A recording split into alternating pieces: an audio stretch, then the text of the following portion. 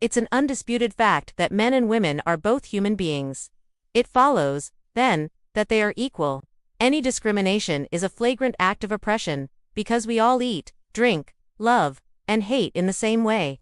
We all think, learn, and comprehend.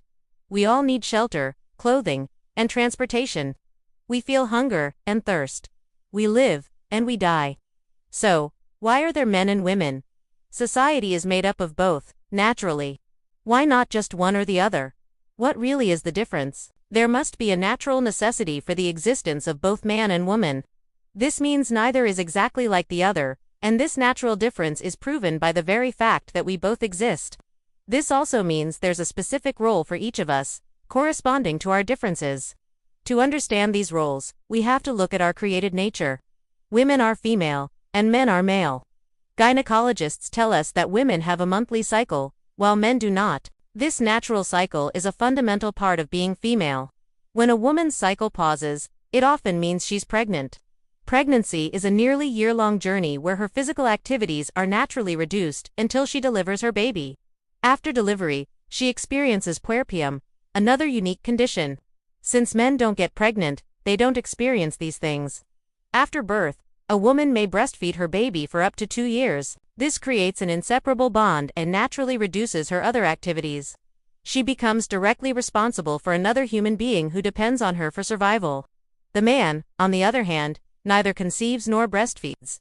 These innate characteristics create real differences. They define male and female, assigning each of us a different primary function in life. This means men cannot replace women in carrying out these specific functions. It's worth remembering that these biological functions are a heavy burden, causing women great effort and suffering. But without them, human life would simply end. This isn't a choice. It's an essential function for our survival. Deliberately interfering with this natural process, whether it's avoiding conception or breastfeeding, is a step against the natural flow of life. To dispense with the natural role of a mother, to have nurseries replace mothers, is to start dispensing with human society itself, transforming it into something artificial. Separating children from their mothers and cramming them into nurseries is like transforming them into chicks on a poultry farm. Nothing is more appropriate for a human being than natural motherhood. Children should be raised by their mothers in a family, learning from parents and siblings, not in an institution. Even animals need motherhood. Meat from factory farms often isn't as good as meat from wild birds, because one is raised naturally and the other isn't. Of course, for children who have no family, society must be their guardian. For them, nurseries are essential. But if you asked any child to choose between their mother and a nursery, they would choose their mother. Sending a child to a nursery against their natural instinct is a form of coercion. Natural growth is free and healthy growth. When a child is sent to a nursery, it's often due to materialistic pressures, not what's truly best for them. The only reason for this unnatural process is that the woman is forced into a situation unsuited to her nature, compelled to perform duties that are anti-motherhood. A woman's created nature has assigned her a role different from a man's. She must be in a position to perform this role. Motherhood is the female's function. Separating children from their mothers is oppression. A mother who abandons her maternal role is going against her natural purpose. She must be provided with her rights and conditions that are not coercive, that are appropriate to her role. If a woman is forced to abandon her natural role in conception and maternity, she becomes a victim of tyranny. A woman who needs a job that prevents her from performing her natural function is not free. She is compelled by need. Among the essential conditions for a woman to fulfill her natural role are those that accommodate the reality of pregnancy. It's unjust to place a pregnant woman in a situation of hard physical labor. It's like a punishment for being a woman. The belief that there is no difference whatsoever between men and women is a monstrous deception. It strips women of the privileges they ought to enjoy because of their distinctive nature. Demanding equality in carrying heavy weights while a woman is pregnant is unjust and cruel. Demanding equality in fasting and hardship while she is breastfeeding is unjust and cruel. Education that leads her to work that is unsuitable for her nature is also unjust. Now, there is no difference in human rights. Neither a man nor a woman should be forced into marriage or divorce. A woman is the owner of the house, because the home is the maternity shelter. It is her kingdom. Even in the animal world, it is the female who provides the shelter. The male's role is to provide security and to forage for food. This is the law of nature.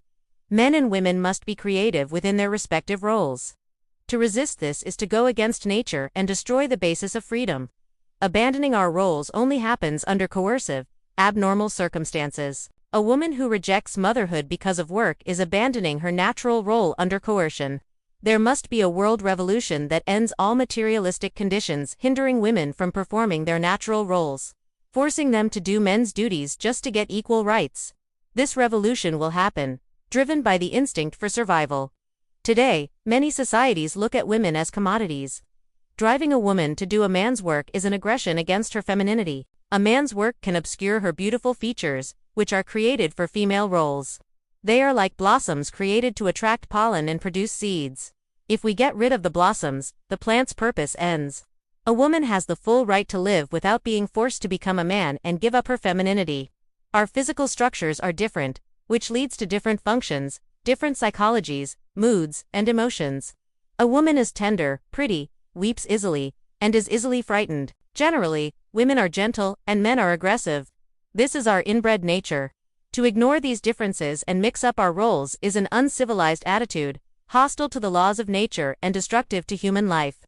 Modern industrial societies that force women into the same physical work as men, at the expense of their femininity and their natural role of beauty, maternity, and serenity, are uncivilized. The question isn't whether women should work. That's a ridiculous, materialistic way to frame it. Society should provide work for everyone who needs it, men and women. But individuals should work in fields that suit them, not be coerced into unsuitable jobs. It's unjust for children to be in adult working conditions, and it is equally unjust for women to be in the working conditions of men. Freedom means every human gets the proper education for work that suits them. Dictatorship is teaching people what isn't suitable for them and forcing them into unsuitable work. There is no difference in human rights between man and woman, child and adult. But there is no absolute identity between them when it comes to their duties. Thank you for listening. Please subscribe for more thoughtful discussions.